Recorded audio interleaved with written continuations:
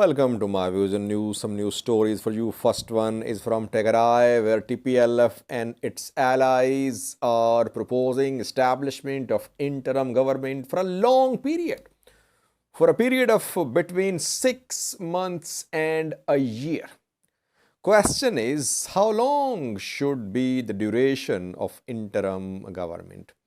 And who will be the main player in the interim government, according to the formula agreed by players excluding opposition in Mekelle? And secondly, was while most of Fano factions are under crackdown, thousands of Fano fighters are in prisons, most of Fano commanders are on the run, one Fano faction is still continuing its recruitments and trainings. And thirdly, last week, more than a week ago, I reported that Ethiopian Finance Minister Ahmed Shide was in China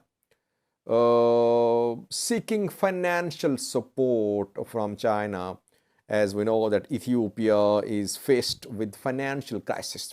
Now, details are emerging. Yes, Ahmed Shide visited China after PM Abiy visited France, and PM Abiy met with Macron. And there, Macron, some EU countries, they asked Ethiopian government to contact China. What happened at PM Abiy Macron meeting and in China? What happened in China at meetings between Ahmed Shide and Chinese government?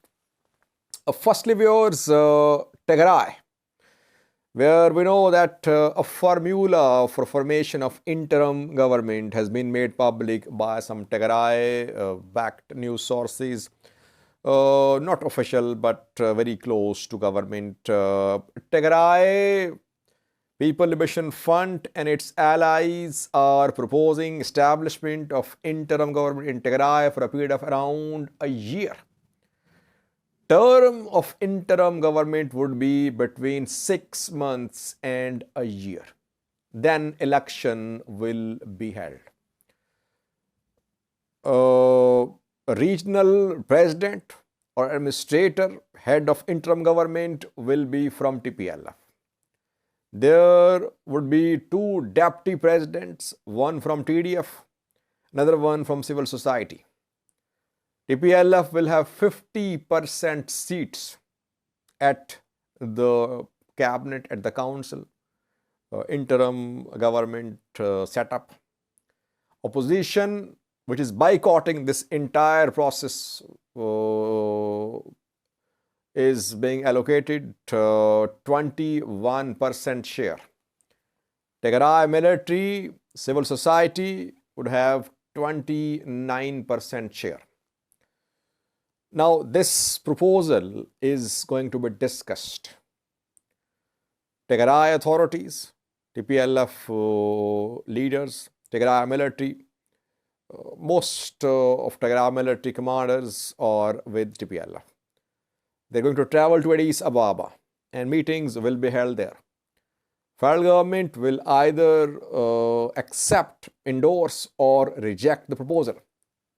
Let's see how the federal government reacts. But this formula indicates that TPLF will be the main player in interim setup. It means it will be easy for TPLF to get any legislation passed because it will have 2/3 majority, 50% of its own members. Then it can seek the support of some TDF members and civil society for a 2/3 majority. Opposition will have only 21% representation. Again, I've been saying that when it comes to formation of interim government, opposition and ruling party always have equal share. That is how interim governments are formed. Interim governments are not formed according to last election. Yes, in the last election, TPL was the main party. Opposition parties could not win more than 10,000, they could not get more than 10,000 votes. But this interim setup is for next election. Who will win the next election? No one knows. That is why in interim setup, opposition and ruling party are given equal representation. But that is not what TPLF and TDF are proposing. And secondly, duration of this interim government is very long. 1 year is a long period. Why is that? Tigray is a small region. Why is that regional election in Tigray will take a year to be held?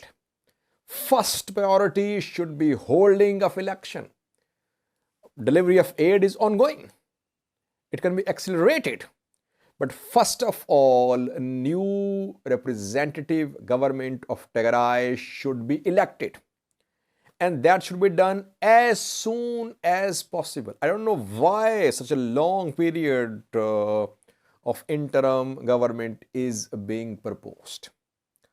But let's see what Ethiopian government decides. I personally think that this 1 year long period is too long, firstly. And secondly, both opposition and TPLF should have equal share. Secondly, viewers, Fano factions, most of them are under crackdown. Fano commanders in prisons are on the run. But one Fano commander and its faction are allowed to operate freely. They are doing recruitments, trainings. Pictures are being shared by East Amhara Fano faction from Raya, from Vaj at Tamoga and Alamata surrounding areas. We are receiving these pictures where training, graduation of Fano fighters is underway. Yes, federal forces are approving these trainings and recruitments. But in Gajam, you know that no one is allowed to organize any trainings, no one allowed to hold any gatherings for recruitment of Fano fighters. And in Gajam, you know that Zamina Kasi is in prison and Masrisha is on the run. Gondar Fano largely silent, missing from the scene. But Wallo Fano, East Amhara Fano of Mere Wadajo is allowed to work freely. But why? Because this Fano faction is under the control of Ethiopian National Defense Force and regional forces. That is why. And this Fano faction fought in the third round of fighting last year. East Amhara Fano fighters fought on the front lines. But after the end of third round of fighting, we saw there was confrontation between East Amhara Fano fighters and Ethiopian National Defense Force members.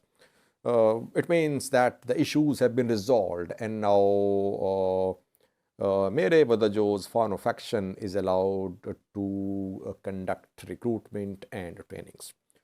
Thirdly, viewers, Ethiopia is hoping that China would rescue Ethiopia from financial crisis.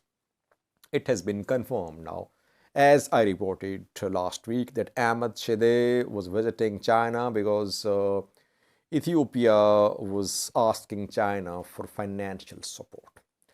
What happened is that PM Abiy visited Malta and France a few days ago. PM Abiy held a meeting with Emmanuel Macron. China and France are chairing the committee formed for rescheduling of loans of African countries. Zambia, Ethiopia, Ghana, they have applied for rescheduling of their loan payments. IMF, World Bank, G20 countries, they formed a committee. China, France are leading the committee. Consultations have been held.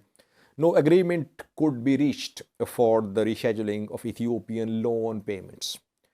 PM Abiy held a meeting with Macron a few days ago, and there a message was conveyed from China, from France to Ethiopia, that China was hindering the rescheduling of loan payments. That is why Ahmed Shide was then sent to China.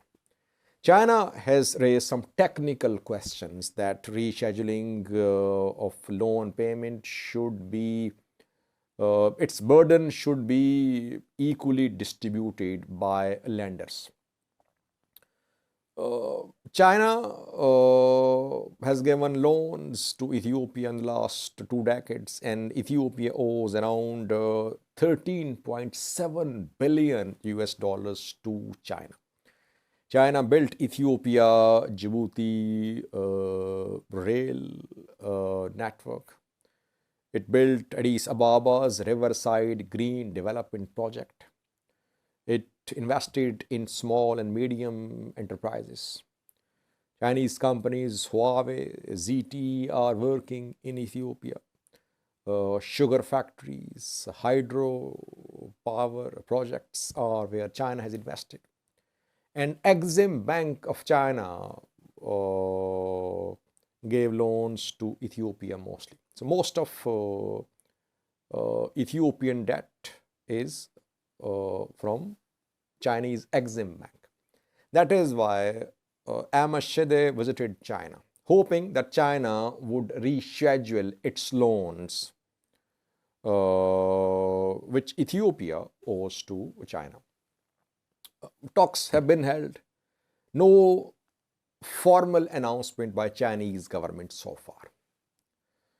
And most experts say it will be difficult for China to reschedule loan payments to Ethiopia without consultation with G20 countries. So you see that Ethiopia is exploring all avenues.